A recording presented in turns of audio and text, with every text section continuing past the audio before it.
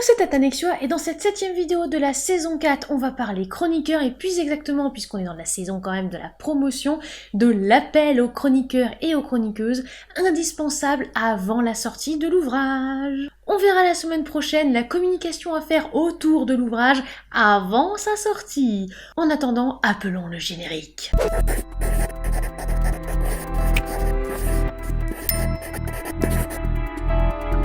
Parlons chronique. C'est quoi une chronique? D'après Larousse, récit dans lequel les faits sont enregistrés dans l'ordre chronologique. C'est pas plutôt le sens figuré?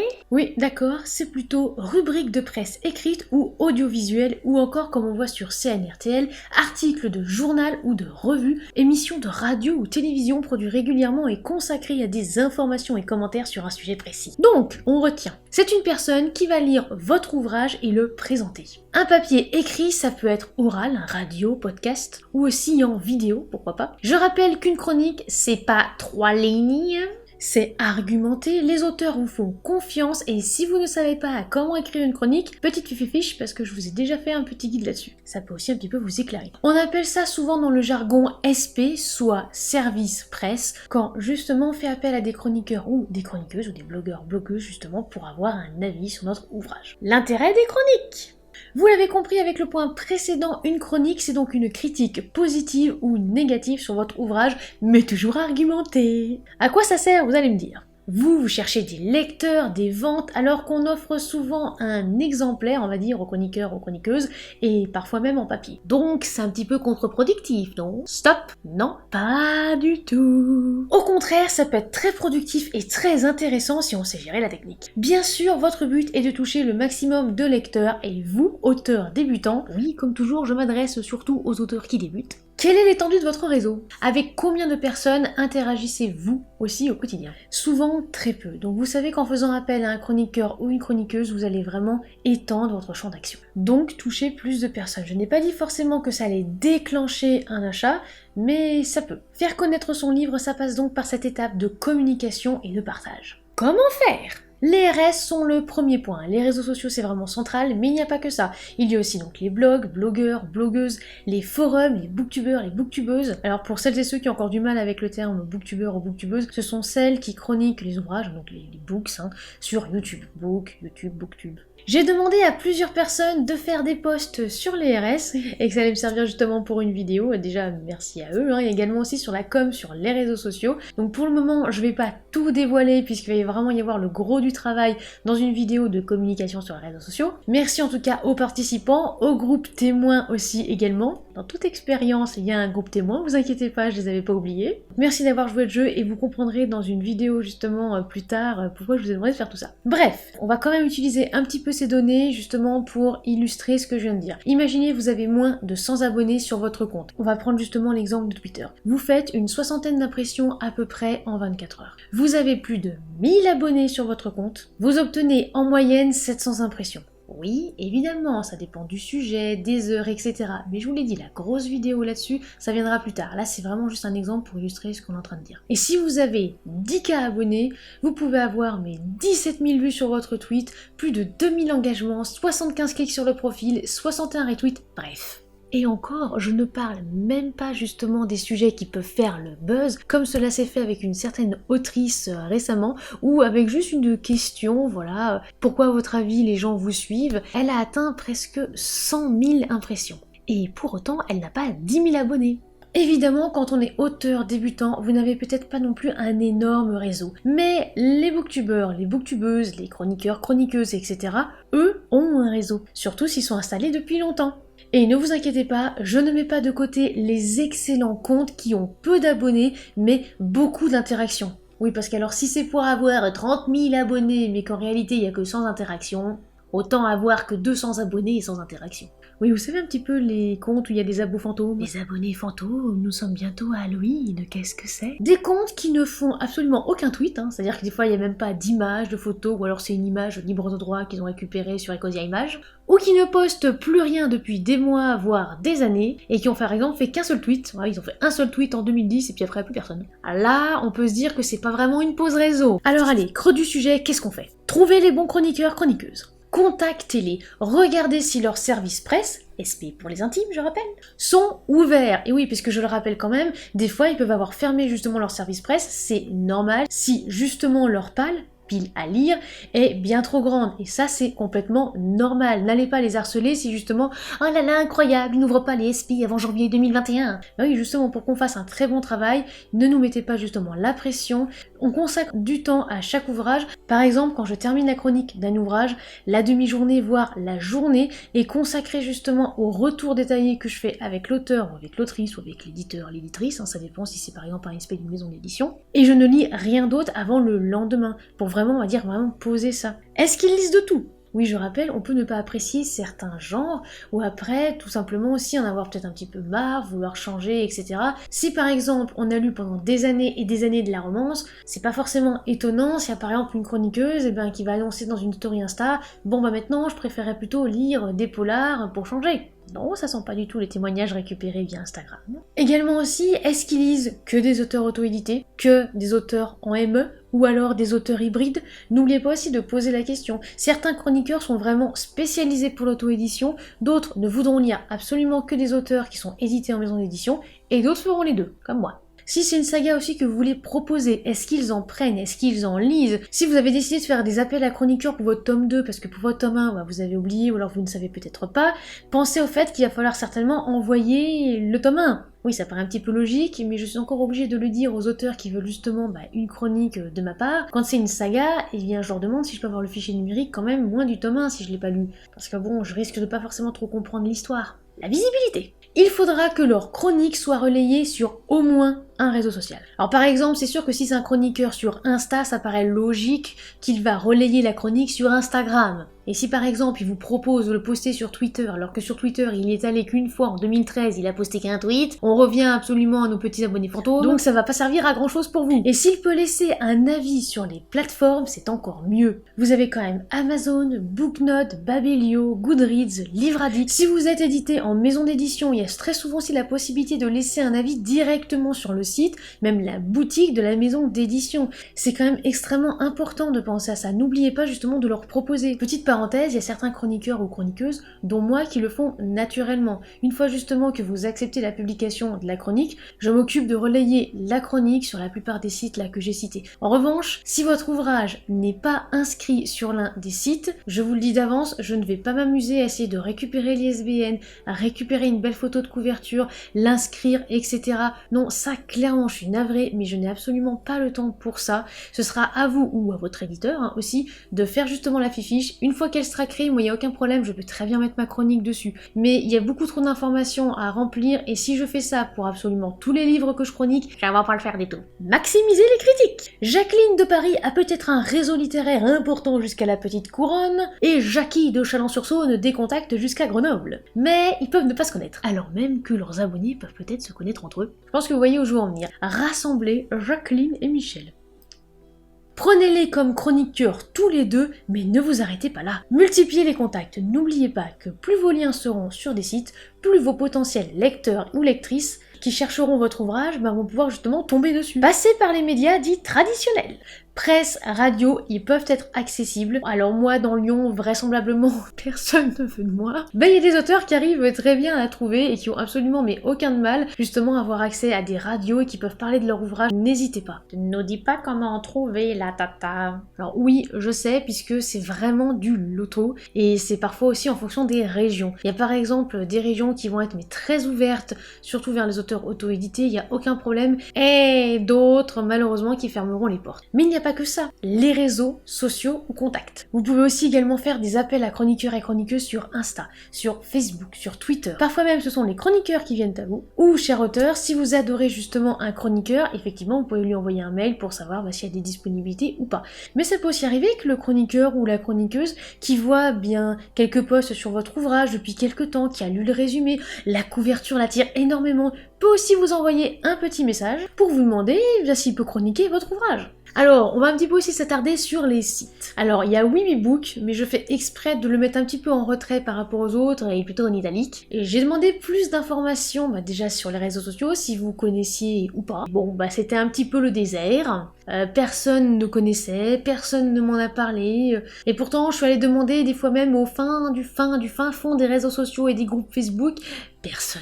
Bon, du coup, je suis allée un petit peu glaner des informations auprès du fondateur et gérant du site, car bon, on les connaît pas, il y a quand même pas mal de promesses faites sur ce site. Bon, alors ils m'ont pas forcément convaincue. Puis quand je suis allée sur le premier site du créateur et que j'ai vu la méthode gratuite du dépôt légal, oui, donc celle de la BNF, parce que le dépôt légal, je rappelle, c'est gratuit. J'ai pas forcément compris, ou alors quoi, c'est un petit peu comme LibriNova, peut-être un service à la carte. J'aurais quand même aimé qu'on me dise d'où viennent les chroniqueurs, apparemment il y aurait des chroniqueurs peut-être certifiés, sur quels critères, comment justement on les a recrutés, quelles sont aussi les chroniques qu'ils font, est-ce que c'est un petit peu différent, puisqu'il y a quand même des chroniqueurs et des chroniqueuses que je connais, mais ils font un travail mais juste magnifique et génial, vraiment c'est argumenté, constructif, des fois ça fait 2 pages, c'est juste énorme. Là du coup ce site ne m'a pas convaincu. C'est sûr que j'ai pas forcément été transcendée, donc on va plutôt rester sur les traditionnels, ceux on va dire que tout le monde sait à peu près ce que c'est. NetGalley. Alors certains éditeurs passent par ce site, et en tant que lecteur, vous pouvez aussi, il n'y a pas de problème. On m'a aussi confié que peu importe en fait le nombre d'abonnés, vous pouviez quand même vous inscrire, et on peut aussi vous solliciter pour faire parfois des chroniques d'ouvrages de grandes maisons d'édition. Alors le seul problème, c'est déjà l'ergonomie du site, et puis les chroniques, j'en ai vu certaines en fait qui étaient sous la page titre de l'œuvre. Bon, finalement, elles ne diffèrent pas toujours de ce qu'on peut trouver ailleurs. Bon après, ça fait peut-être plus sérieux, les chroniqueurs et chroniqueuses sont peut-être un peu plus sélectionnés, ça fait peut-être un petit peu plus pro. Ensuite, on a bien sûr Simplement Pro. Simplement Pro, alors oui, il y a de tout, et attention, je suis extrêmement méfiante envers les chroniqueurs et chroniqueuses qui mettent souvent, voire tout le temps, je l'ai déjà dit, 5 étoiles, c'était génial, une merveilleuse lecture. Et quand on lit la chronique, ça fait que quelques lignes et ça répète un petit peu juste le résumé. Et ça, j'en ai trouvé quand même beaucoup malheureusement sur Simplement Pro, c'est quand même dommage. Alors c'est un site qui va plaire à certains, et pour d'autres, comme moi, on va peut-être pas forcément y trouver son compte. Ça dépend vraiment de vous et de votre fonctionnement. En revanche, si vous voulez trouver des chroniqueurs assez vite, là il n'y a pas de problème. J'avais essayé justement avec le mien pour tester, sachant qu'au départ, je l'avais mis juste pour une chroniqueuse précise. J'ai été rapidement noyée de demandes, j'ai tout de suite fermé en fait, et j'ai tout de suite dit aux personnes, non mais c'était juste pour une petite expérience, je voulais voir au bout de combien de temps j'avais 10 demandes. C'était grosso modo 15-20 minutes, j'ai eu énormément de demandes. Donc oui, c'est rapide. Après, oui, il faut aussi voir qui a envie de les retrouvera. Si c'est justement pour faire une chronique de 2 lignes, ça ne sert à rien. Et puis moi je reste un petit peu en froid avec eux, puisque j'ai quand même eu une petite histoire. On va refaire un petit peu du chit-chat drama, comme dirait CJT2. À savoir, ils ne voulaient pas me certifier parce que selon eux, je n'avais pas de blog, donc la chaîne Booktube et ma page Maritza, ce n'étaient pas des blogs. Alors que je fais des chroniques plus longues que certaines personnes qui ont été certifiées, mais bon, c'est pas grave, fin de la parenthèse, du coup je ne vais plus sur Simplement Pro depuis ce moment-là. Et puis également, j'ai aussi un énorme problème avec leur classification. Il faut vraiment, on va dire, que tout soit dans des cases. Attention, quel genre vous aimez, quel genre vous voulez lire. C'est un petit peu compliqué, il y a des fois des ouvrages qui sont multigenres, ou des fois au contraire, on peut pas vraiment les mettre dans un genre précis. C'est un petit peu, on va dire, compliqué, qu'on soit un petit peu obligé des fois de choisir un genre et dire « Ah oui, notre roman, il est de ce genre-là ». J'aime pas forcément trop quand on nous enferme dans des cases. Alors oui, je sais, je suis assez spéciale, mais j'aime pas forcément trop quand on m'enferme dans une case. En tout cas, si vous êtes chroniqueur, chroniqueuse, sachez que vous pouvez être rapidement assailli de demandes et c'est pas forcément non plus génial. N'oubliez pas de dire non, de dire stop. Faites attention à la pression après que vous allez avoir sur les épaules.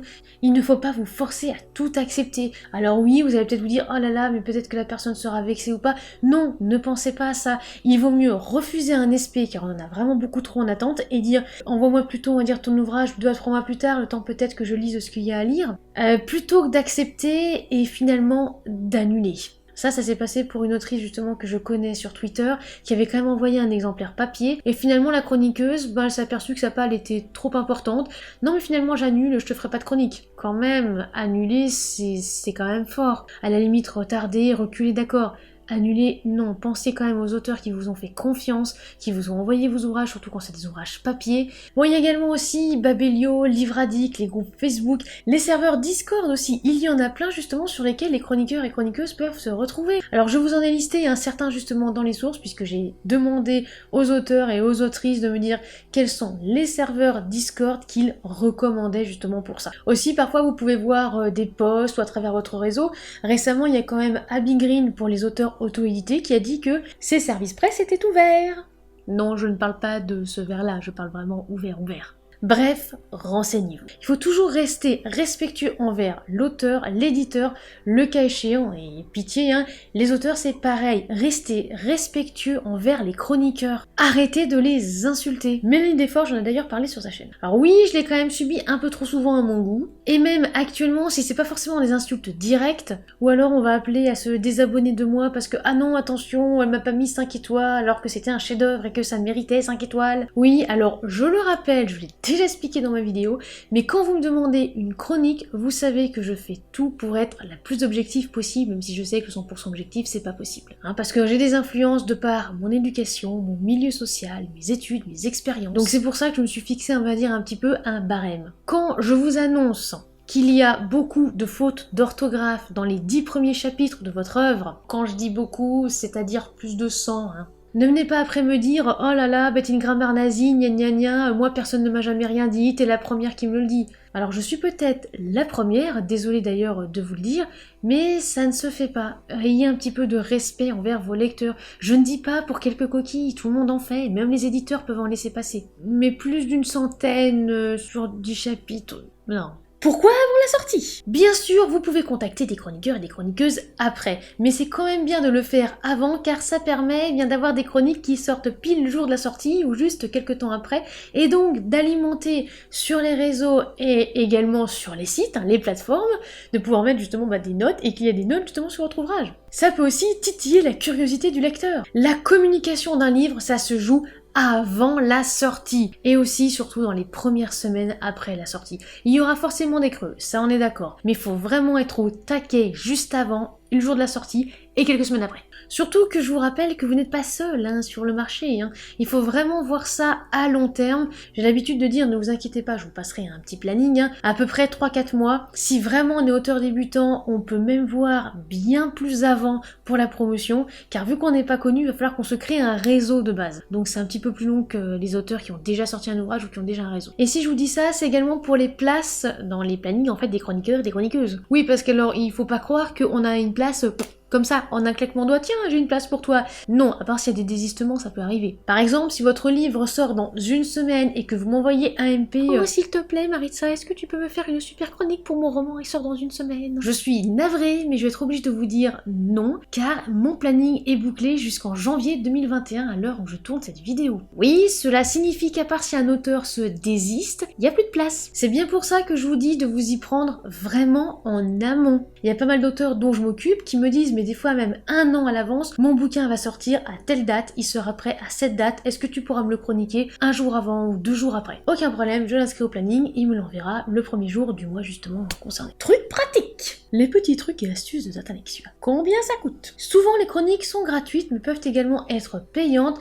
ne soyez pas effrayés, je rappelle que tout travail mérite salaire. Les chroniques vidéo sur la chaîne font l'objet à présent d'un don libre. Pourquoi? Parce qu'une vidéo ça demande plusieurs heures de travail, voire des jours, et quand je vois dans un article, petit lien dans les sources, qu'une vidéo ça peut coûter jusqu'à 500 €, quand un auteur refuse de donner même juste 1 € pour une chronique vidéo parce que selon lui, je le cite, non mais les chroniques vidéo ça les vaut pas, pour 1 €. Je rappelle quand même que les chroniques papier chez moi sont gratuites et que les factures, ça ne se paye pas en visibilité. Déjà oui, les chroniques vidéo en don libre à partir de 1 €, je sais que c'est peu. Je sais qu'il y a certains auteurs qui donneront qu'1 € et d'autres plus. C'est pas grave, mais il faut aussi un petit peu penser au travail qu'il y a derrière.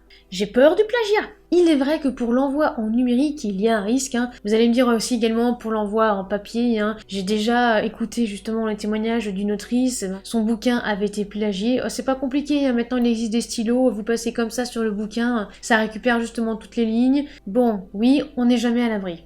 Déjà, prenez des personnes de confiance. C'est bien pour ça que je vous disais précédemment de vous renseigner justement sur les chroniqueurs et chroniqueuses. Soit ce sont des gens que vous connaissez, soit par exemple ce sont des gens qui sont connus dans le milieu. Alors quand je dis connus, c'est pas pour dire célèbre ou quoi que ce soit. Connus dans le style « Ah oui, aucun problème, cette personne-là, tu peux avoir confiance ». Alors, je vais citer des personnes, ce n'est pas du tout du favoritisme ou quoi que ce soit. Ce sont les noms qui me sont venus en premier quand j'ai écrit justement le script de cette vidéo et des personnes justement que j'estime de confiance.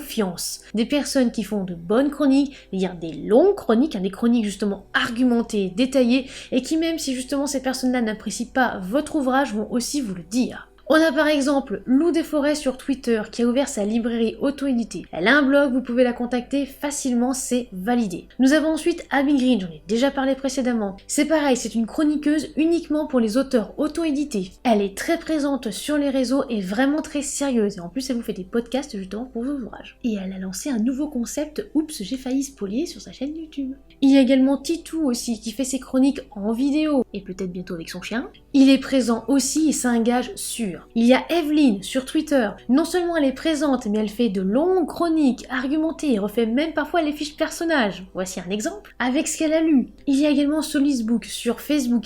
Attention, elle est quand même extrêmement prise de par son boulot et aussi de par ses chroniques. Elle a pas mal aussi de partenariats service presse avec les maisons d'édition, mais c'est une très bonne chroniqueuse. Et je pense aussi à R. Esther sur Twitter qui fait justement des chroniques, qui les argumente, bref, qui est aussi solide. Il y a Allo Over the Book sur Twitter aussi, qui est une personne très sérieuse. Et il y a également aussi Fabien Péqueux des Encres sur le papier, qui est un de mes amis depuis pas mal de temps, et qui également fait des chroniques sur les ouvrages et des bonnes chroniques. Et enfin, Boost Critique, qui chronique sur sa chaîne Booktube. Alors, en revanche, de temps en temps, il y en a qui viennent en MP pour me dire « Qu'est-ce que tu penses de ce chroniqueur Jackie Michel, Ducette 1, ah là là », et puis quand on le cherche un petit peu sur les réseaux sociaux, on tombe sur un Skyblog qui date de 2009, avec peu de vues, et à peine une dizaine de chroniques. Là, je vous dirais clairement non. Je suis navrée, peut-être que cette personne est peut-être sérieuse, elle a peut-être super envie de lire votre ouvrage, mais là, en termes de visibilité et en termes de ce que ça va pouvoir vous apporter, c'est pas grand-chose. Pour aussi insister par rapport au plagiat ou au vol, sachez que vous pouvez inscrire au début du PDF par exemple ou de l'e-book le nom du chroniqueur ou aussi un petit filigrane. Je sais que j'aime beaucoup par exemple dans des endroits mais complètement improbables du récit, je mets le nom du chroniqueur. Oui, parfois il le remarque et parfois on voit tout de suite ceux qui sautent quelques lignes. Et pour ceux qui pensent que je viens de dévoiler l'un de mes secrets, ne vous inquiétez pas, j'ai plus d'un atout dans ma manche et je n'ai pas tout dit.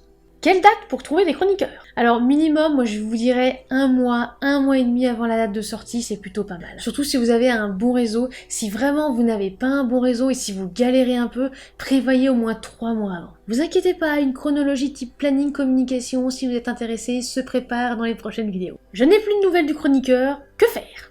Oui, ça peut arriver, on se pose, on est calme, on est serein, on respire, on reste zen. Est-ce qu'il ou elle vous a donné une date limite? C'est-à-dire, oui, aucun problème, je vais lui lire dans les 15 jours. Ou pas. Est-ce qu'il ou elle vous a dit qu'il y avait une palle énorme à diminuer avant? Mon conseil, c'est qu'au moment où justement vous contactez une personne pour votre chronique, n'hésitez pas à demander quand la lecture sera effectuée, on va dire, ou au moins d'avoir une fourchette. Si la personne vous dit « Oh bah écoute, j'ai 45 livres dans ma palle, on verra bien », alors si la personne lit aussi vite que moi, d'accord, ça veut peut-être dire qu'elle va lire le mois prochain. Si au contraire, elle va lire 10 livres par an, eh bien on se retrouve dans 5 ans.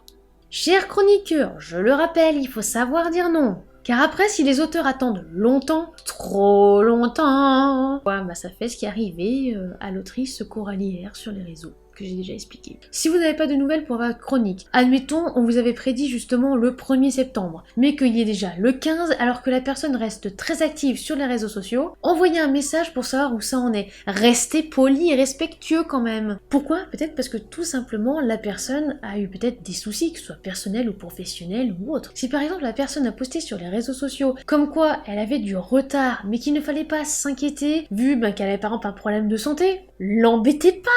Oui, ça sent encore un petit peu le vécu, c'est une amie à moi qui l'a subi. Bon, quand on vous fait justement un post, ne vous inquiétez pas, les SP seront lus en temps et en heure, mais pour le moment, il y a un petit peu des soucis de santé, voilà. Bon, la santé c'est quand même assez important, ne mettez pas la pression sur les chroniqueurs et chroniqueuses. Bon, en revanche, si le chroniqueur et la chroniqueuse vous a dit l'année dernière qu'il allait lire votre ouvrage, et là on est bientôt fin de l'année 2020. Pas pourquoi je fais ça, parce qu'il n'y a pas de montre. Hein. Oui, là vous pouvez commencer à vous inquiéter. Utilisez les chroniques. Bon, avoir des chroniques, c'est bien, mais il faut les utiliser. Dès qu'une chronique sort sur votre ouvrage, gardez-la bien au chaud. Dans vos signets, marque-pages, ou alors sur l'ordi aussi, sur le tel, peu importe. Mettez le lien sur vos sites, déjà, ne la perdez pas. C'est très très important. Ensuite, faut la partager et surtout, partager les chroniques argumentées. Oui, parce qu'alors partager une chronique de 3 lignes, ça revient au même que de ne pas avoir vraiment fait des chroniques. On va peut-être vous dire, ah oui, tu as 18 chroniques, mais il n'y en a qu'une d'argumentée. Vous pouvez très bien aussi partager une critique négative. Oui, je l'ai déjà fait, et tant que c'est argumenté, eh bien c'est pareil que pour les positives. Hein, mais si c'est pour partager l'avis de Jackie, ouais, super ce livre, je vous le recommande. Non, vous pouvez vous abstenir, hein, parce que pourquoi il le recommande, bon, on le saura pas. Gardez à l'œil vos stats. Hey, oui, je sais, on va reparler de ça. Vous pouvez avoir un creux dans vos ventes. N'hésitez pas et songez à repartager une chronique, peut-être aussi de manière différente que la première fois pour attirer de nouveaux lecteurs potentiels. N'oubliez pas qu'entre la première chronique justement que vous avez peut-être publiée de votre ouvrage juste après la sortie et ce creux, il se sera peut-être passé 1 mois, 2 mois, 10 mois. Imaginez le nombre de nouvelles personnes avec qui vous avez échangé depuis. Ces nouvelles personnes-là se souviennent peut-être même pas, ont peut-être même pas lu la première chronique justement qui avait été faite sur votre ouvrage. C'est peut-être le moment justement de la dépoussiérer, de la ressortir. Moi, il a joué des poussières. Peut-être que vous allez vous rendre compte qu'après le partage de cette chronique ou d'autres chroniques, vous allez enclencher des ventes. Oui, parce qu'alors après mes chroniques vidéo, il arrive justement que des auteurs viennent me dire « Ah oui, mais c'est génial, juste après ta chronique vidéo, ça a justement enclenché des ventes. Ça peut être 1, 2, le maximum que ça a été 8, et ça me fait plaisir. Parce que justement, ça montre que j'ai déjà bien fait mon travail, que l'auteur qui m'a fait confiance a eu d'un certain côté raison aussi de me faire confiance, et le fait aussi de se sentir utile et d'aider les autres, ça donne quand même un sentiment de satisfaction. Je dirais même aussi de bonheur. En bref, il faut quoi ? Des chroniques argumentées qui ont un intérêt pour votre promo, ne les négligez pas. Bien se renseigner. Évidemment, on va préférer celles qui sont constructives. Pour ça, il faut bien choisir les chroniqueurs et chroniqueuses de base, donc se renseigner. Checkez justement les blogs. Si quelqu'un justement vient vers vous, ne vous précipitez pas à dire oui, vérifiez. Et n'hésitez pas aussi à demander aux auteurs, aux autrices, ou même aussi à d'autres personnes sur les réseaux sociaux s'ils connaissent ces personnes-là. Papier et numérique, c'est vous qui voyez. Je n'envoie des SP papier qu'à des personnes, on va dire, de confiance qui ne peuvent absolument pas lire en numérique, soit parce qu'ils n'ont pas l'appareil, soit parce qu'ils ne supportent pas le numérique. C'est-à-dire 2 personnes à l'heure actuelle. Tout le reste, c'est numérique. N'oubliez pas que ça coûte cher un envoi postal. Alors pour la poste, préférez à peu près jusqu'à 500 grammes pour un livre, disons taille classique. La lettre suivie qui est environ 4,20€ à l'heure où je tourne cette vidéo. Sinon, enveloppe bulle, il y en a à Cultura qui sont vraiment pas chers. Colis que vous faites vous-même avec des cartons recyclés. Oui, moi je recycle absolument tous les cartons que je trouve pour après les renvoyer par la poste. Essayez de trouver des astuces. Mais n'oubliez pas quand même que des SP papier, c'est quand même précieux. Il faut bien avoir sélectionné les chroniqueurs et chroniqueuses à la base. Je mets un là tout de suite, mais n'envoyez pas 20 SP papier. Croyez-moi, vous allez vraiment perdre beaucoup trop d'argent. Je vous conseille aussi de préférer les réseaux sociaux ou vos contacts pour trouver ce qu'il vous faut. Attention, je n'ai pas dit de balancer votre lien d'ouvrage et autres à toutes les personnes en messagerie privée. Non. Pitié, non, ne faites pas ça, arrêtez de faire ça, non. Soit justement vous voyez un post sur les réseaux comme quoi il y a des personnes qui cherchent le service presse, soit vous faites vous-même votre propre post, appel aux chroniqueurs et chroniqueuses, qui veut lire mon ouvrage. Vous pouvez aussi vous inscrire sur un site, une plateforme comme NetGalley ou Simplement Pro, ça peut peut-être vous plaire, c'est à vous de voir, mais attention parce que ça peut être un petit peu la jungle. Il y a de tout, on peut vite être perdu, des chroniqueurs aussi peuvent se retrouver submergés, ça dépend vraiment de vous, mais je trouve que sur les réseaux sociaux, les Discord, les groupes Facebook, c'est déjà disons un petit peu plus restreint, puis on peut avoir un vrai dialogue avant de demander une chronique. N'oubliez pas aussi de bien dialoguer avec la personne avant d'envoyer votre ouvrage, c'est très important. Oui, parce que sinon, la personne va peut-être se dire oui, aucun problème, je veux bien le lire, et finalement, non, parce que le genre ne lui convient pas, et c'est pas vraiment ce qu'elle aime lire. Ce qui est dommage, parce que du coup, elle va pas être transportée par votre univers, et ça a peut-être pris la place d'un autre chroniqueur qui aurait peut-être eu de la place pour vous. Y pensez avant la sortie. Lire un livre, l'analyser, le chroniquer, ça prend du temps. Prévoyez. Surtout que les chroniqueurs et les chroniqueuses peuvent avoir un planning établi plusieurs mois avant. Rémunéré ou non. Certains chroniqueurs et chroniqueuses demandent un paiement, ne soyez pas effrayés. Bon, sauf si la personne écrit 2 lignes. mais on peut être en droit de demander une rémunération quand même. Tout travail mérite salaire, on passe quand même du temps à lire et analyser. Chez moi je rappelle que les chroniques papier sont gratuites et les chroniques vidéo sont en don libre. Donc ne soyez pas choqués si justement c'est payant, il y a parfois aussi des tarifs quand même très abordables. Contre le plagiat, le vol, vous pouvez justement protéger vos écrits au préalable et bien vous renseigner sur qui va chroniquer votre œuvre. J'ai déjà parlé aussi des protections du manuscrit, je vous remets une petite fiche si jamais vous n'aviez pas vu. Utilisez les chroniques à bon escient. Pour rebooster les ventes, pour attirer, pour montrer au lecteur que votre ouvrage a plu ou a déplu. Et avec X ou Y argument. Juste comme ça, on a tendance à beaucoup plus parler de ce qui nous a déplu que ce qui nous a plu finalement. Hein. Oui, ouais, on va plus facilement dire « Ah là là, mais ce livre, je l'ai vraiment pas aimé. Hein. » Plutôt que de dire « Ah, ce livre, je l'ai vraiment adoré, je le recommande et puis je t'explique pourquoi. » Or, il faudrait justement que ce soit un petit peu inversé et diffuser plutôt des ondes positives un peu partout. Voilà, c'est la fin de cette vidéo. J'espère qu'elle vous aura plu et qu'elle vous aura aussi éclairé à savoir sur cet appel à chroniqueurs et chroniqueuses qu'il faut faire avant la sortie de l'ouvrage. La semaine prochaine, on s'attardera sur la promotion à faire de votre ouvrage bien avant la sortie. Oui, avec une petite idée du planning. Bref, je vous proposerai un cadre. N'oubliez pas de vous abonner, c'est gratuit, de lâcher un like ou un commentaire ou de nous soutenir aussi sur les plateformes comme Utip ou Tipeee. Vous pouvez aussi également nous retrouver sur les réseaux sociaux, un petit message, ça nous fait toujours plaisir. Et oui, il y a une petite boutique qui est en train de se préparer, qui va bientôt ouvrir. En attendant le prochain conseil, soignez votre plume!